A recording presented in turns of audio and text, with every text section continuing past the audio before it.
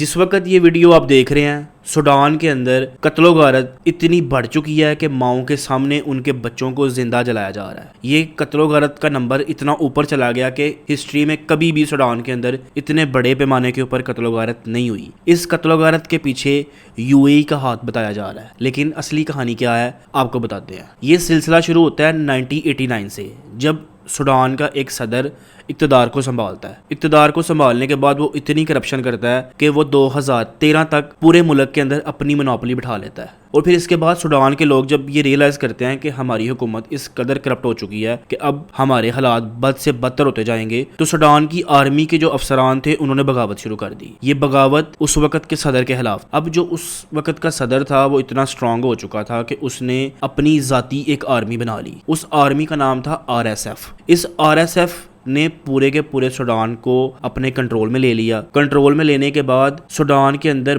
بہت ساری سونے کی کانیں ہیں، وہ ساری کی ساری سونے کی کانوں کے اوپر قبضہ کر لیا۔ اب یہ جو RSF تھی یہ سوڈان سے سونا نکالتی اور یہ سارے کا سارا سونا جاتا یو اے ای کے پاس۔ یو اے ای اس سونے کو سستے داموں میں خرید کر اس RSF تنظیم کو فنڈ کرتا تھا۔ اب یو اے ای سے RSF فنڈ لے کر بہت زیادہ مضبوط ہو چکی تھی، اور اس کے ساتھ یہ RSF سوڈان کے اندر کوئی بھی اگر ان کے خلاف بات کرتا تو اس کا عام قتل کر دیتی تھی۔ پھر یہ جو جنگ تھی اتنی بڑی کہ اب RSF اور سوڈان کی عوام ایک دوسرے کے آمنے سامنے آ چکے ہیں، اور RSF بے دردی کے ساتھ سوڈان کے لوگوں کو قتل کر رہی ہے۔ اس ساری کی ساری جنگ کے پیچھے جو مین ایک ریزن بتائی جا رہی ہے وہ ہے سونا، اور اس سونے کا جو اصلی وپاری ہے جو اس سونے سے فائدہ لے رہا ہے وہ ہے یو اے ای۔ سوڈان جو کہ ایک مسلم کنٹری ہے، یو اے ای بھی مسلم کنٹری ہے، لیکن مسلم کنٹری ہونے کے باوجود یہ لوگ دولت کی خاطر اپنے ہی بھائیوں کا قتل کر رہے ہیں۔ یہ نہایت افسوس کن ہے۔